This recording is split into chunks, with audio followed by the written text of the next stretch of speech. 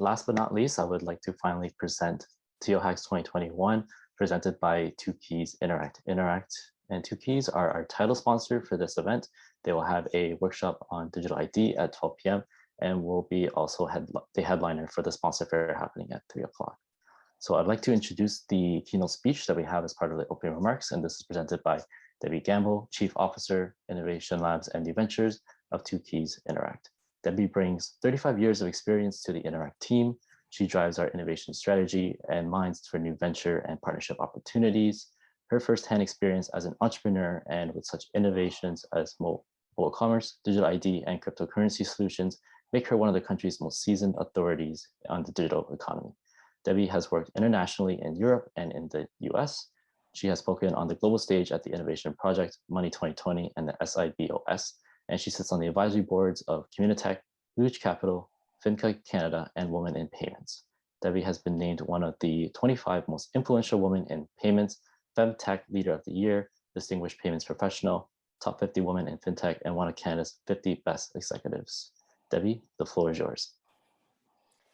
Thanks so much, Andy. Good morning, everybody. Good morning, hackers. As Andy said, I look after the innovation and new ventures arm at Interac. Hopefully you all know Interac is Canada's premier payment network. What you might not know is that we are 100% Canadian. We are owned by financial institutions, including the large banks, but also the smaller cooperative entities or credit unions across our beautiful country. We have a team here today, so please make use of them. They'll be working over the weekend. As Andy just mentioned, we have a digital ID workshop that we're hosting around noon, I think, today. And our team includes some incredible expertise in the digital ID and security space from our subsidiary Two Keys, who we acquired just over a year ago to enhance our position in the digital ID space.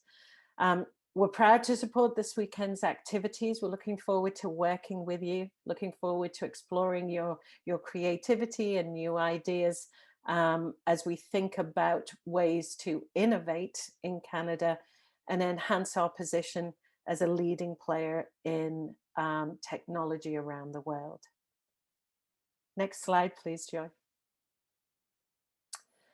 You may be familiar with the pharmaceutical company Johnson & Johnson as one of the few companies who are developing a vaccine for COVID-19. It's hard to believe that in the 1980s, long before many of you were born, Johnson & Johnson were at the center of a firestorm when 7 people died after reportedly ingesting cyanide-laced Tylenol capsules in Chicago. The decision to remove over $100 million from shelves worldwide initially drew criticism as a massive overreaction to the crisis. But that soon changed to praise, not only as the right moral decision, but also as a coup for a business that clearly put people above profits. After Tylenol was relaunched with the revolutionary tamper-proof packaging seal and the introduction of the caplet, Johnson & Johnson's market share, which had plummeted during the crisis, was reinstated within 2 years. And 30 plus years on, this is still seen as a textbook example of how a company can effectively manage a crisis to reinstate its reputation and the trust of its customers. Next slide, please, Joe. Fire Festival, hopefully some of you have seen the incredible documentary on Netflix, was launched by would-be tech entrepreneur Billy McFarland and musician Ja Rule. And it promised an exclusive musical festival spread over 2 weekends in the lush private island once owned by Pablo Escobar in the Bahamas. Tickets sold for thousands of dollars, some as much as $250,000 for an exclusive package. And then attendees were promised luxurious accommodations, traditional island cuisine, and of course, a killer concert. But the afternoon before fire was set to begin, musical acts started to pull out, citing their lack of confidence in the organizers' ability to pull off the event. That evening, concert goers started arriving via chartered planes from Miami. And this is what they found.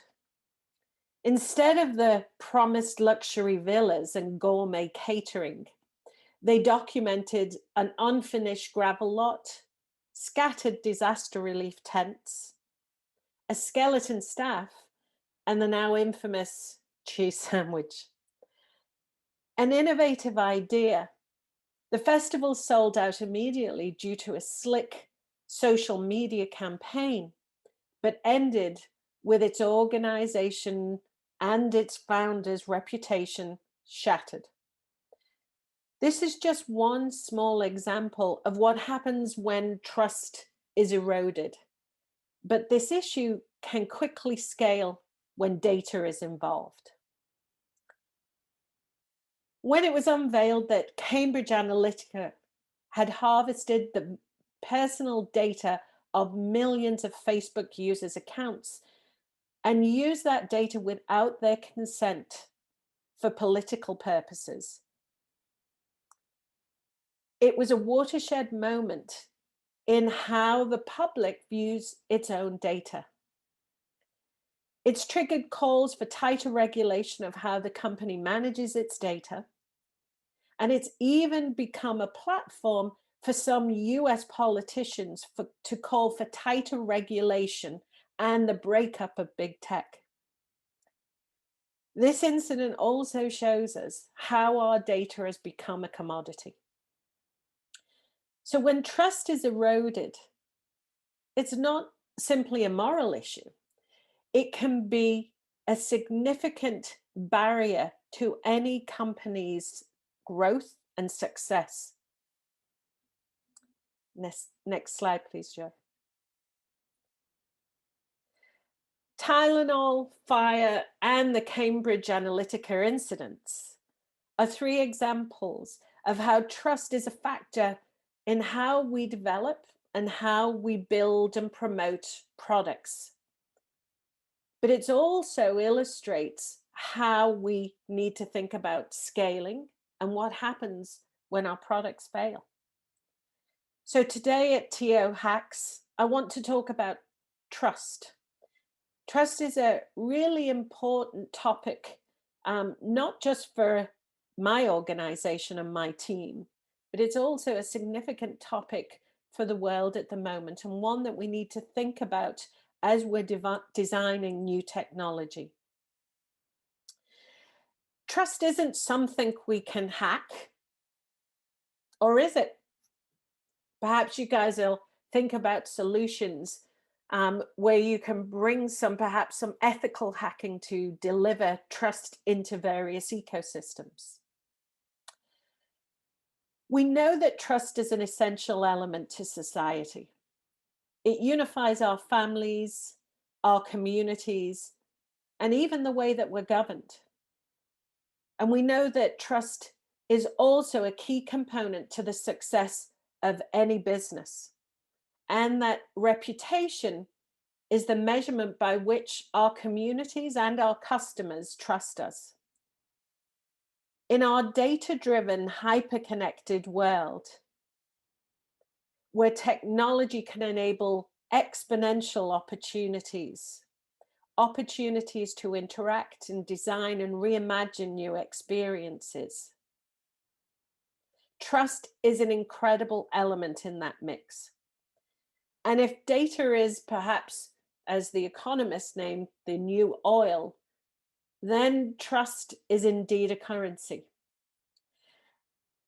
And for all of us, for you creators, for corporations, for our politicians and institutions. This means that we need to think about how we can embed trust and establish trust at every touch point across our products and our offerings.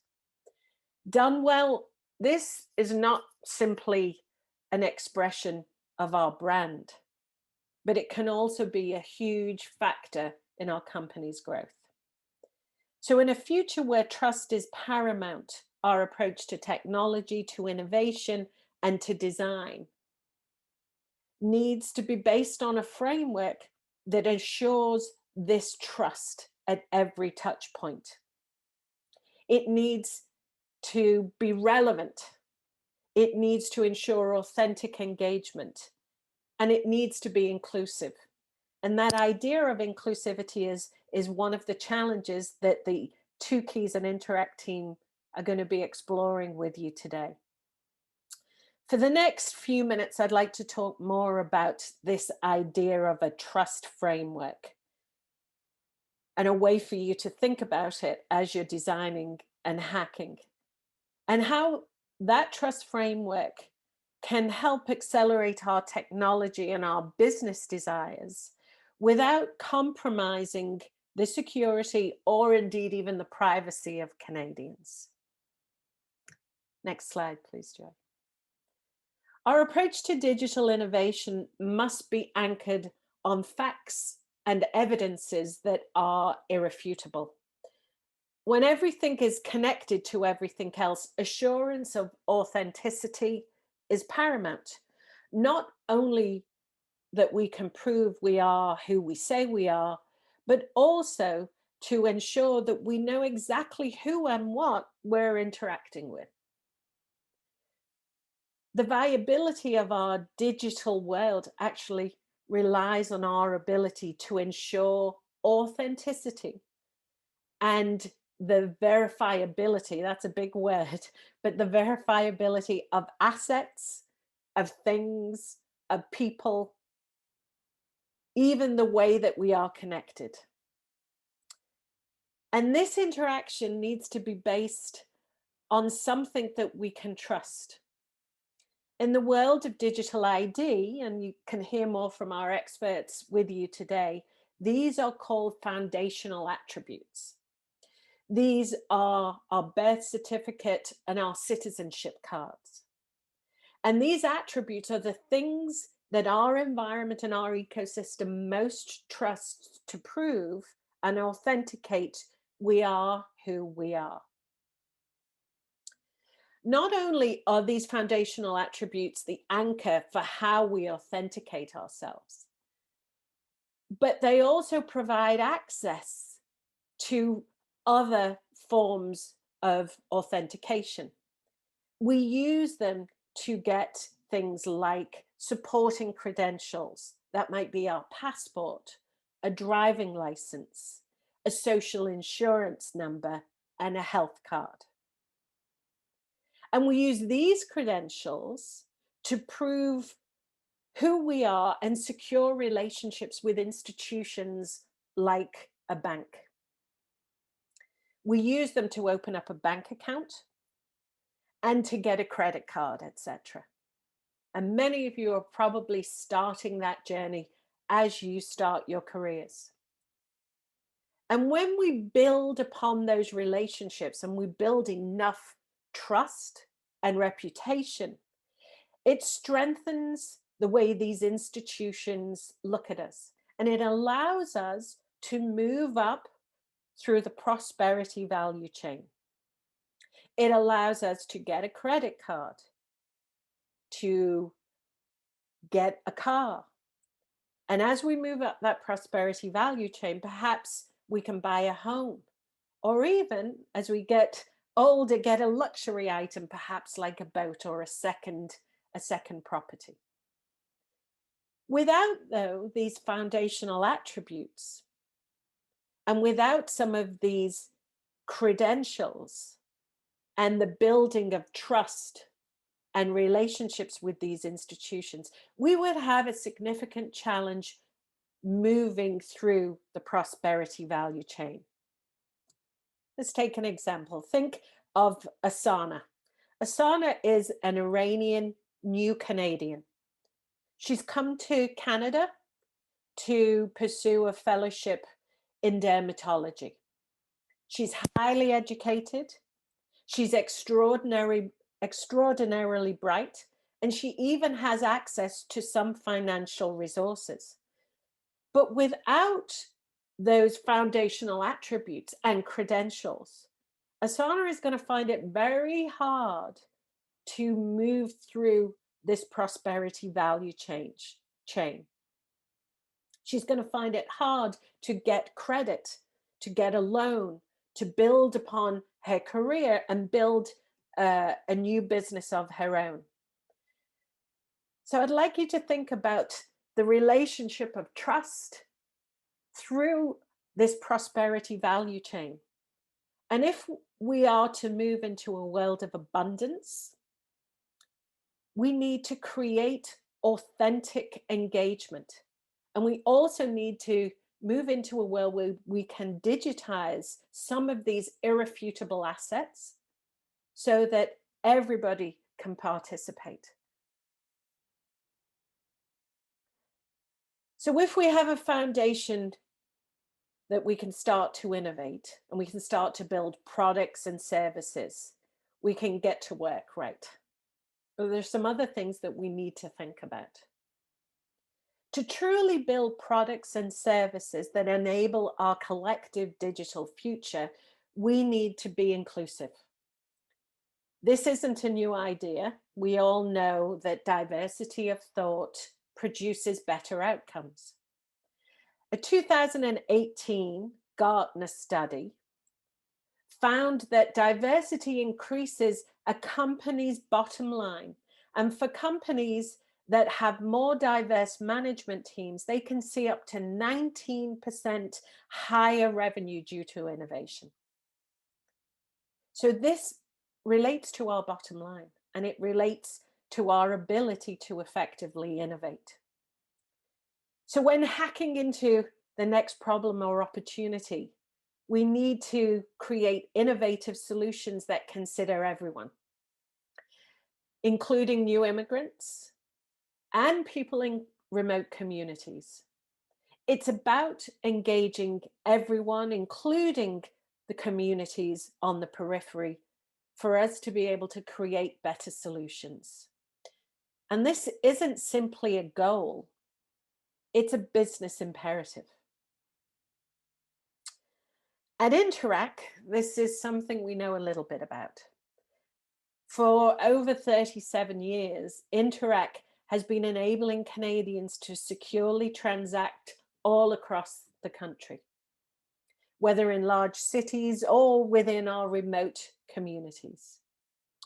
And our trusted relationships with financial institutions, with retailers and merchants and businesses and consumers like yourselves provide us with the ability to drive rapid adoption and usage of new products and solutions across our network. And for the 7th year running, we are incredibly proud to have been named, actually last week, by the Gustafson Trust Index as the #1 financial services brand in Canada. We don't take that lightly. We are privileged and humbled to be seen that way by Canadians, and we work very hard to ensure that we deliver on that promise. Next slide, please, Joy. So how can we ensure that we're inclusive? It's a really interesting question, because when everything is connected to everything else, inclusivity is inescapable. And trust once again becomes paramount. And here's why. To deliver trust into this environment, we need to deliver trust to everyone, but also to everything in the environment. And as you know, this is a complex challenge.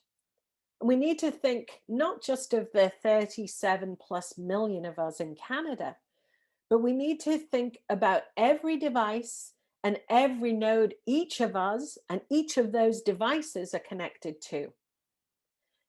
Last year, Gartner stated that interconnected things now outnumbered consumers 4-1. So that notion of trust and security is now paramount.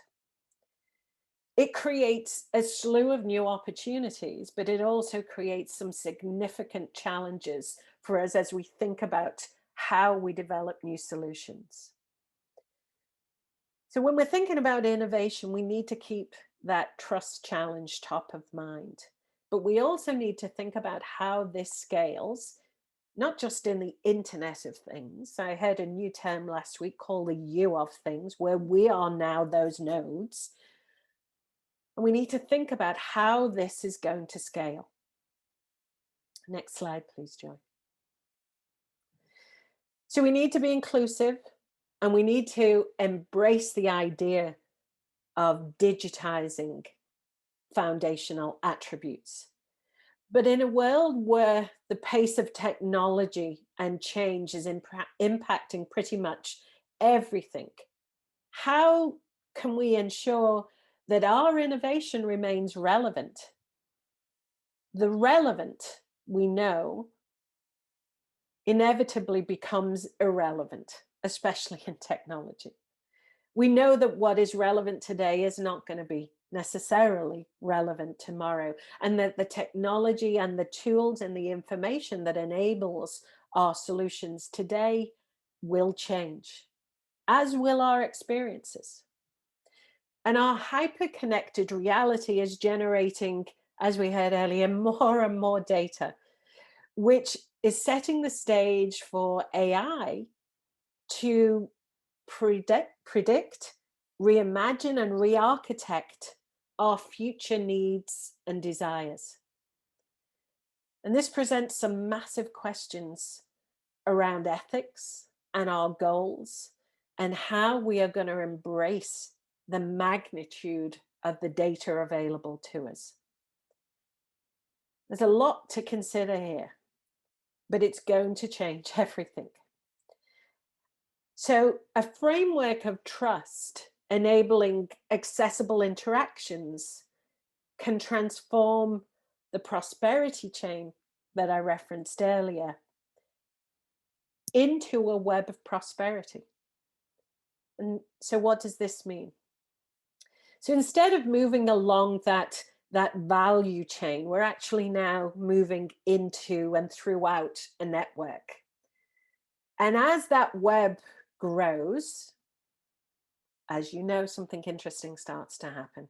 Everyone then, regardless of age, location, background, or status, can now have access to items previously inaccessible on the value chain. And the value web is now accessible to everyone.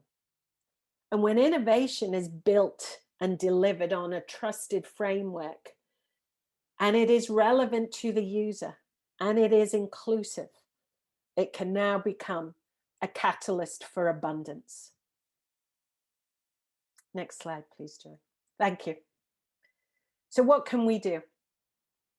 How can we hack trust? Well, that's a great thing for you to consider over the weekend. And perhaps you might think, well, you actually can't hack trust. But what we can do is that we can ensure that innovation and the information that we have and that we are relying on is based on authentic and verifiable information. It is based on what we called earlier foundational attributes. We need to ensure that our organizations and our institutions are inclusive and that they embrace diversity. And that we build and innovate these products to make them relevant to address our customers' needs and address their challenges. Imagine, if you can, a world where there is no second guessing the safety or even the authenticity of data, where you are confident that the people you are corresponding with are actually the people or the things you are interacting with. Where trust is secured in every offer, in every conversation, and of course in every transaction, and where there are no cheese sandwiches. Trust will continue to transform how we think about everything. It will make us think about the way we look at wealth, the way we think about markets, power, and as we've seen over possibly the last few years, how we think about politics. For companies, that means we need to establish and maintain trust at every level of interaction. Building trust in support of greater prosperity in our digital world is perhaps one of our greatest challenges, but it must also be seen as one of our greatest opportunities.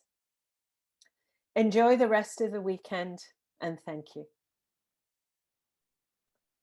Thank you so much, Debbie, for the very insightful keynote. Really appreciate it. And thank you again for Interac and Two Keys for being the title sponsor for TOHacks 2021.